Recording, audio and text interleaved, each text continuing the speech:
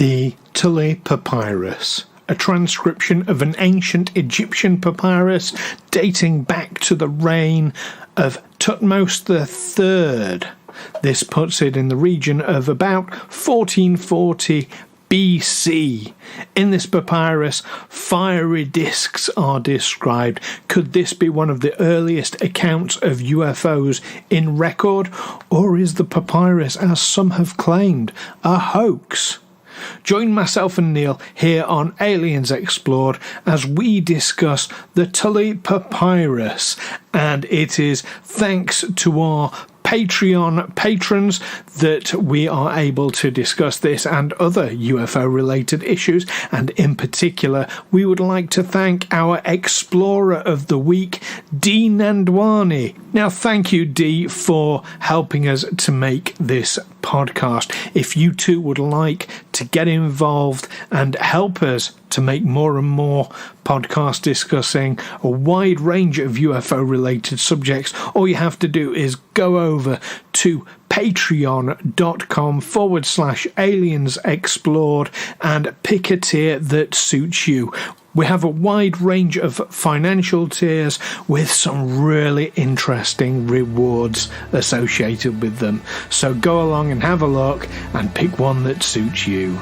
But thanks again, D. Nandwani, our Explorer of the Week.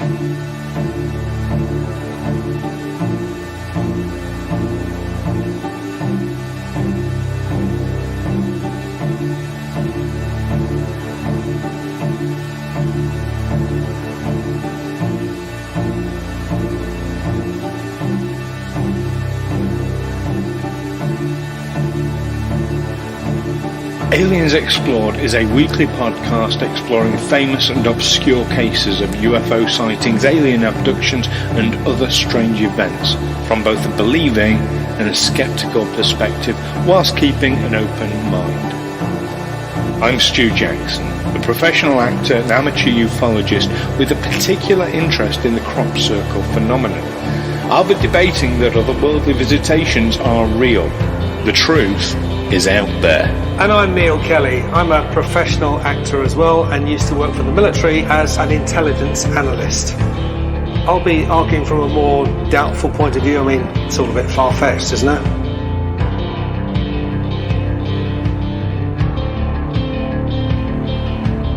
Hello listeners, and welcome back to another episode of Aliens Explored, your weekly look at all things to do with aliens, UFOs, past, present and perhaps glimpsing into the future at times. We like to speculate. I'm one of your hosts, Neil Kelly.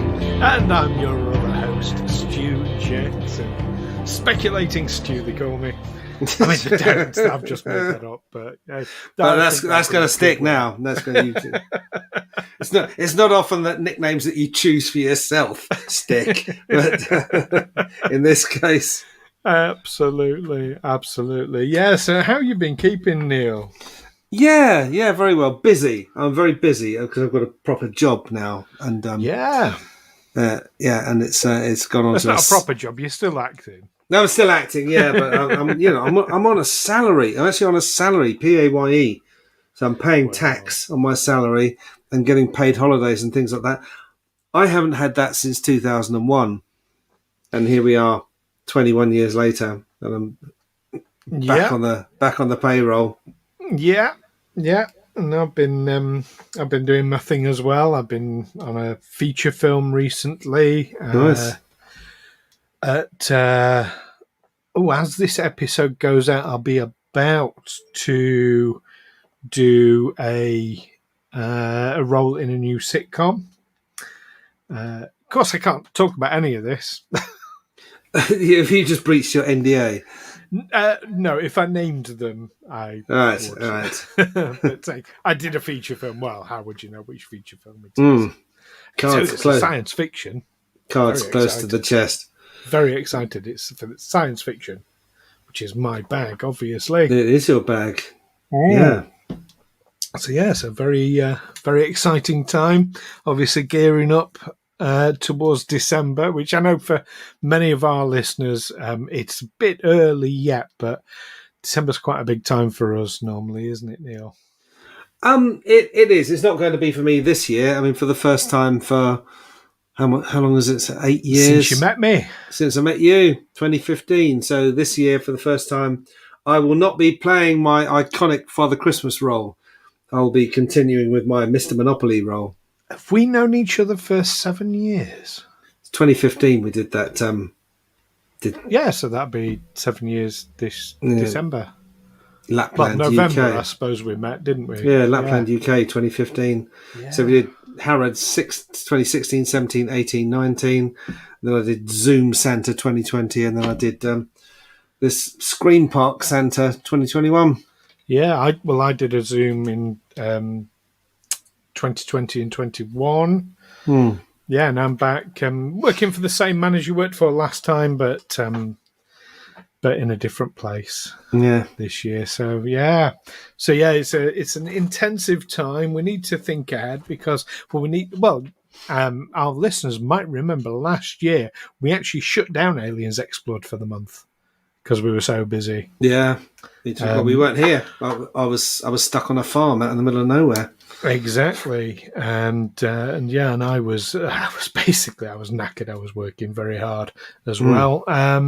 We're hoping not to do that this year. We're hoping to get enough episodes recorded in advance that won't happen this year. But yeah, oh my goodness, exciting times and an exciting subject. We're talking about the future there for us both, but that's not what we're here to discuss today. We're here to talk about we're here to dredge up the past. We are indeed 3,500 years ago, to be precise. Although some of it just under 100 years ago as well, parts of the story. But yeah, this papyrus from the reign of Thutmose III. Yeah. I reckon approximately 1440. I've heard conflicting reports. Some say the papyrus was from 1440 BC. Some say 1480 BC. And either one really could be during Thutmose III's reign. It's funny about the ancient Egyptian civilization. It was around for longer than it hasn't been around. Much like the dinosaurs. Yeah. Although absolutely. We're talking bigger timescales, but yeah, they've only not been around for a couple of thousand years, and that's it, for 3,000 years or something. But they were around for who knows? They think possibly 10,000 years. That's it. Yeah. So this papyrus, yes, yeah, very exciting. Talks about flying discs of fire. So this basically describes UFOs. It's claimed to be a transcription of an Egyptian papyrus dating from the reign of Thutmose III. So the claim originated in a 1953 article published in a magazine called Doubt, a magazine of the Fortean Society. I can actually go back a little bit further than that, back to 1933, when Alberto Tulli, who was the then Vatican Museum director. And we talked about the Vatican and some of the things they may be hiding. Alberto Tulli, after whom the papyrus is mentioned because it's called the Tulli Papyrus, for that reason. He was in Egypt. He sees a papyrus in an antique store, of all places. Thinks it's rather too expensive, but he recognises it, as you would hope in his role, recognises it as an ancient Egyptian papyrus. And you have to bear in mind that certainly at that time, there was a huge sort of ancient Egypt fever going on, particularly around the Western world. Because the discovery of Tutankhamun. Because of Tutankhamun, we call it. But even prior to that, in the 1800s, people used to they'd buy mummified bodies, and then they'd stand them up in the corner of the room as a display piece. And a lot of, it's serious stuff. A lot of mummies were destroyed as a result. They'd have unwrapping parties. You're talking about Egyptian mummies? Yeah, I'm talking about Victorians would have unwrapping parties of ancient Egyptian mummies. Well, I didn't know that. They'd buy an ancient Egyptian mummy. Yeah, it was a real. Talking about plundering the wealth of a nation, and grave robbing was absolutely rife, and it was happening a huge amount. And of course, things were being sold on the black market, and what have you. So, to some people, I suppose the idea of an ancient Egyptian papyrus turning up in an antique shop in 1933 might sound a bit odd, but actually, it's not that strange, because there was a real thirst for that kind of thing, and for people who had the money, and no appreciation of its historical value. It's just a thing to have. Absolutely. Now, Alberto Tulli felt it was somewhat overpriced, so he copied it down. This was 1933. Now, whatever happened to that original papyrus, nobody seems to know. That's the last we ever heard of it. It might have ended up in somebody's loft somewhere and deteriorated, crumbled to dust, probably. As again, so many of these things did. They have to be kept very carefully. They're very specific conditions for keeping them, which isn't cheap. That's why they're in museums and not in people's homes. Exactly, and the moment you take it outside of Egypt, which of course is very, very dry, into a humid country like England, it's just going to deteriorate if it's not kept properly. So he's taken this copy. Now, I'm guessing he must have paid the shop owner something to copy it down, or, I've no idea. The records don't seem to show anything on that. He supposedly copied it during a single viewing of the original papyrus using, quote, an ancient Egyptian shorthand. Yes. Okay. Yes. I guess there is a shorthand version of the hieroglyphics, isn't there? You don't have to actually draw detailed pictures. You can represent it. Now, I'm gonna pick up something there, because you described it as being hieroglyphics. It was actually hieratic. Okay. Now, one of the translations that was done initially from his copy, which you're absolutely right, he used basically a shorthand version. People then went and translated it into hieroglyphs. So you've got hieratic to a shorthand version of the hieratic to then hieroglyphs. By people for whom, obviously, their first language is a different one. Yes. But that in of itself, we are talking anthropologists and, and what have you. So the fact it's not their first language, I don't think is much of an issue. But hieroglyphics are basically a totally different language, again, to hieratic. So the Tulli Papyrus is written in hieratic. Yes. So why was it translated to hieroglyphics? I don't know why they did that. I really don't know why. But hieroglyphics is just another language. It's a different form of representing it. Is it a different language or a different form, form of writing down the same language? It is a different language. Okay. I believe. I think. I'm questioning this in my own head now. But still from ancient Egypt. Still from ancient Egypt. I mean, when we talk about ancient Egypt, as you rightly said, it was around for longer than it's not been. Yeah. And you look at the languages that have been spoken in this country since then.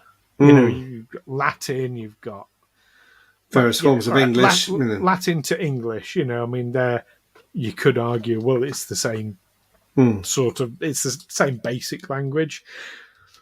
It's not, but you could argue it kind of thing. Well, and French has been a dominant language in this country for a long time as well. You know, Yes. it was after the Norman invasion. It was the language of nobility for about 300 years, but it remained the language of court right up until the French Revolution in 1789. Something that always makes me laugh every time, and I had cause to say it quite recently in a serious situation, and it makes me laugh every time, is the phrase "English is the lingua franca." Yeah. Just, I mean, the irony of it. Yeah. But yeah, it is that kind of misnomer, isn't it? That I'm trying to think of the right word for it. But yeah, French was the lingua franca. It was the language of court. I don't mean criminal court, or I mean actually, the court of the kings and queens. It was the universal language, and it was the language of international diplomacy, and all that went with the French Revolution. And now, of course, English is the lingua franca. Yeah. Anyway, that's just sorry. That just amuses me a little bit. So it's originally written in hieratic. I think hieratic was one of the languages on the Rosetta Stone. Oh, I thought the Rosetta Stone was it had something written in Greek, which was the language of the ancient Egyptians, and one half in Greek and then the other half in hieroglyphics. And that's how they were able to work out what hieroglyphics meant, because they had a crib. They knew what the Greek meant. There's actually 3 languages on the Rosetta Stone. I've seen the actual Rosetta Stone. Is it in the British Museum along with all our other plundered treasures from the Empire? It is indeed. Of course it yes. Yes, you've got 3 versions. It is... Sorry, just looking quickly. Sorry, I just saw this. 3 versions of a decree issued in Memphis in 196 BT. The top and middle texts are ancient Egyptian. Oh, it's hieroglyphic and demotic. Okay.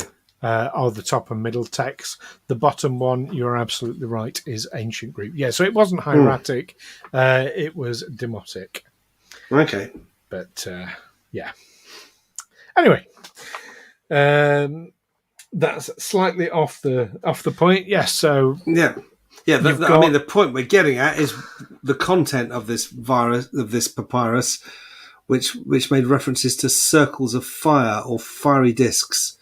Oh, shall I read out the translation? What is considered the most modern translation? I don't think Jerry would forgive you if you didn't. Using modern. Oh yes, Jerry was mentioned in the last episode. Absolutely. So yeah, this is a translation by the anthropologist R. Cedric Leonard, and yeah, it uses more modern language than the some of the other translations. And it goes, in the year 22 of the 3rd month of winter, 6th hour of the day, something, among the scribes of the House of Life, it was found that a strange fiery disk was coming in the sky. It had no head. The breath of its mouth emitted a foul odour. Its body was 1 rod in length, that is approximately 150 feet, and 1 rod in width. It had no voice. It came towards His Majesty's house. Their hearts became confused through it, and they fell upon their bellies. They went to the king to report it. His Majesty ordered that the scrolls located in the House of Life be consulted. His Majesty meditated on all these events which were now going on. After several days had passed, they became more numerous in the sky than ever. They shined in the sky more than the brightness of the sun, and extended to the limits of the 4 supports of heaven. Powerful was the position of the fiery discs. An army of the king looked on, with His Majesty in their midst. It was after the evening meal, when the discs ascended even higher in the sky to the south. Fish and other volatiles rained down from the sky, a marvel never before known since the foundation of the country. and His Majesty caused incense to be brought to appease the heart of Amun-Re, the god of the two lands.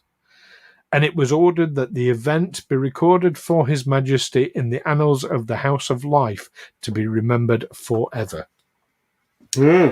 So there you go. Fiery discs appearing. Foul odours coming from it. No noise. Silent, fiery discs. Brighter than the sun. Approaching the palace. And then multiplying after several days, they had multiplied and were more numerous in the sky than ever. Well, I can't think of any natural phenomenon that would produce that. No, and lots of people have tried to speculate on it, and nobody seems to be able to come up with a good explanation for that. I mean, more than likely, it's actually physical fire that they can smell. Yeah, that's an unusual one. A noxious, what was it? The breath of its mouth emitted a foul odour. So it's almost like it's pumping out some sort of gas. Or could it be that some of the people watching it were shitting themselves? That's what they could smell. It's caused that smell. So it talks about the witnesses. Their hearts became confused through it, and they fell upon their bellies. So again, looking at UFO sort of witness statements, not an uncommon theme is a feeling of absolute terror and confusion. So that kind of the fact it had no voice, I'm reading that as it was silent, which you'd expect, I don't know what you'd expect in ancient Egypt in the year 22, as was, which I think that works out as 1440. See, I've never known this BC, because I can imagine in times BC they didn't count their years backwards, did they? They had their own calendar that retrospectively we count it backwards. No, they would say year 22. That's probably this is pure speculation on my part, and if any Egyptologists want to correct me, please feel free. But I'm guessing that will be the 22nd year of Thutmose III's reign.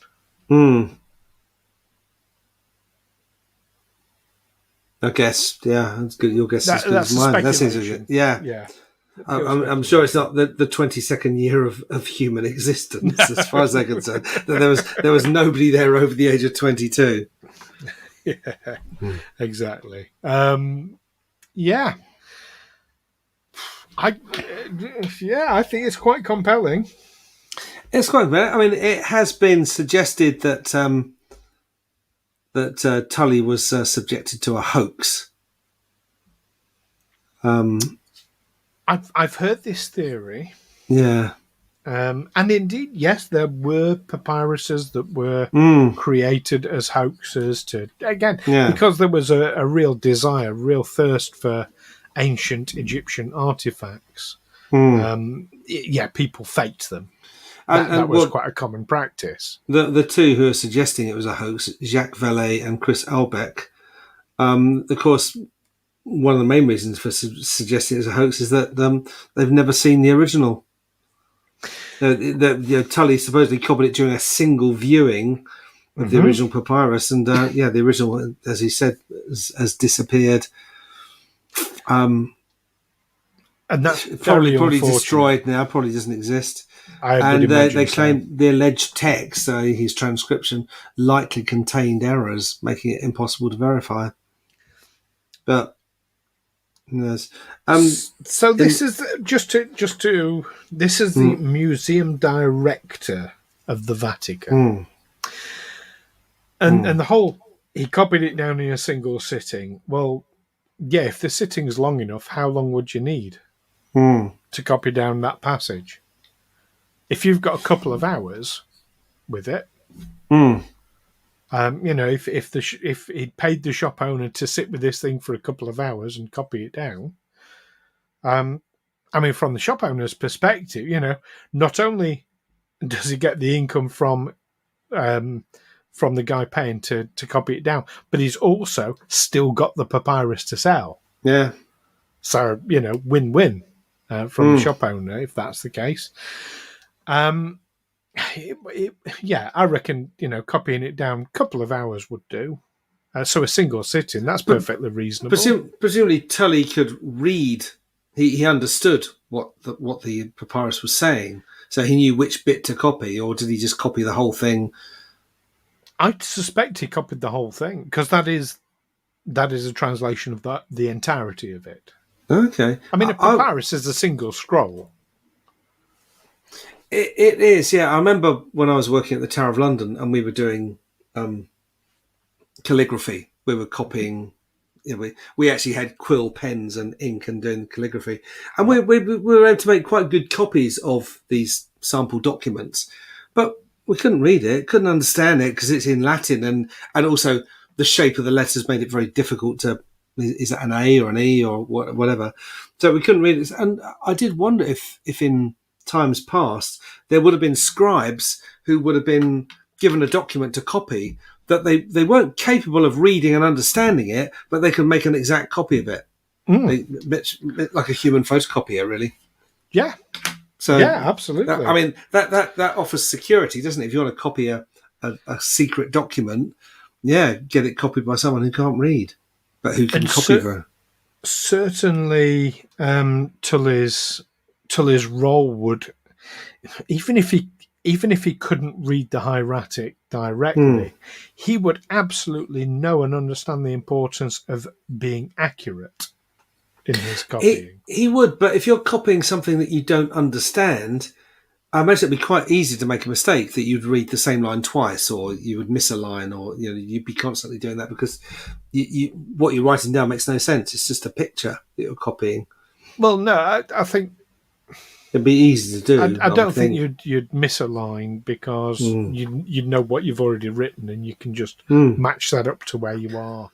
But also, it's not just a typo. I mean, there is a complete story there, isn't there, about fire in the sky? It's not just It's not no one's saying, oh, it's possibly a mistranslation of a storm cloud, or no, and for it to be a hoax would mean, and like I say, it's not. So you and I, we've mentioned this earlier. In fact, we've both worked at Harrods, and one of the things about Harrods, because it was at one point owned by a famous Egyptian person, there's the Egyptian stairwell, or whatever they call it, the Egyptian escalator, where it's a load of escalators and it's surrounded by Egyptian hieroglyphs and it looks like statues. If you went to a theme park ride that was set in ancient Egypt, yes, it's that basically. It's all painted gold and quite garish. And I can tell you, because one of my exes is actually an Egyptologist. Okay. An amateur one, but she taught me quite a lot. And one of the things she taught me is, when you look at these things, to look and see which are real hieroglyphs and which are made up. And there's a lot of made up ones in that Harrods. Yeah. A lot of things that look like hieroglyphs, but they're not. And you see that a lot in these. When you say like a theme ride, that's a really good analogy. Yeah. You see a lot of made up hieroglyphs in that. She could translate hieroglyphics. Wow. Into she'd have to translate it into. No, she could translate direct from hieroglyphs to English. She was very, very skilled. So again, Tully would have been educated, and the fact he was in Egypt, he must have known something about Egypt. And did he just stumble across this thing, or did someone kind of give him a tip, or it might be something? I don't know. All I know is he found it in an antique shop. So your guess, but then that's the place he would be looking, because, like I said, antique shops would have been selling off ancient Egyptian artifacts. I mean, we've talked about the Bible and references to angels coming down on fiery shields and that sort of thing, which, because that's how biblical scholars have decided to interpret things in the sky. There must be an angel. And maybe, I guess the Egyptians didn't have anything in their mythology that would account for fires in the sky. They just, it's just fires in the sky. They got a sun god. They got a sun god. They thought the sun was an actual god. Right. Yeah. But did they have any kind of explanation for the sun? Well, maybe the sun god sending his disciples or coming close, or who knows? But it seems, I mean, the document does seem quite, I'll say, open-minded for it. But we've missed a huge part of this. When the discs eventually disappeared, they went off to the south and just kept going higher and higher. And then it rained fish. I don't know quite what it means by other volatiles. No. Fish and seaweed and oysters and things like that. I don't know. But that has happened before, hasn't it? When you get a water spout, a tornado or something, it can lift fish out the ocean and drop them. A theoretical, I believe, isn't it? But and I have read accounts in modern times, in recent times, of it suddenly raining fish for some reason. They've all been picked up by something. But you don't expect it in Egypt. I don't know. I mean, when I was based in Cyprus in the Mediterranean, we had a couple of water spouts. Right. Tornadoes, effectively. So, okay, you've got... I mean, this is not an area known for its rains of any description whatsoever. Obviously, we are talking about Egypt. So... But there are biblical references to plagues of frogs dropping out of the sky, aren't there? Plagues of locusts. Plagues of locusts, but wasn't there frogs dropping out of the sky? Possibly. Similar kind of thing. But if it is... So if it's in an area where you don't really get tornadoes like that and water spouts and what have you, could it be that the sudden disappearance, to sudden atmospheric disturbance by all these craft suddenly leaving caused a meteorological phenomenon? Your guess is as good as mine, mate. That's why they call me speculating, Stu. But yeah. But what do you think? I mean, we've hit that time when we like to speculate about the subject. Come on, this is Tulli Papyrus. Is it an account of UFOs? I tend to view ancient documents that seem to describe these things as not very reliable sources of information. That you don't really know how many times the story was told and retold and exaggerated in the telling and distorted before someone eventually wrote down one version of it and maybe distorted it while they're doing it to make it sound better. There's just no way of knowing, really. Taken at face value, fiery discs in the sky. It looks like something supernatural, but who knows? That's do you know what? I think that's absolutely fair, and I agree. It's such a shame that he didn't just buy this original document. It's not like the Vatican's poor, but no, it's we have what we have with it, and yes, it is quite possible that it was misinterpreted. I do see that. But maybe also he couldn't verify its authenticity. I mean, even though the Vatican, your boss might have lots of money, but if you go and buy something that's worthless for a lot of money, then he's not going to be pleased. No, I think that's absolutely fair comment. But I do think with something like this, I think there's often a nugget of truth at the centre of it. And it's determining which part is the nugget and which part is not. But I think that I suspect that we've had a UFO encounter or an extraterrestrial or whatever encounter that's been recorded. That's my belief. But what do you think, listeners? Is the Tulli Papyrus absolutely an accurate record of a UFO encounter? Should it have a passage at the beginning saying all this work is fictional and shouldn't apply to, people's living or dead? Any relation to people's... I've got that totally wrong. Anyway, you know what I mean. Is it a work of fiction, perhaps, or even a hoax, as has been suggested?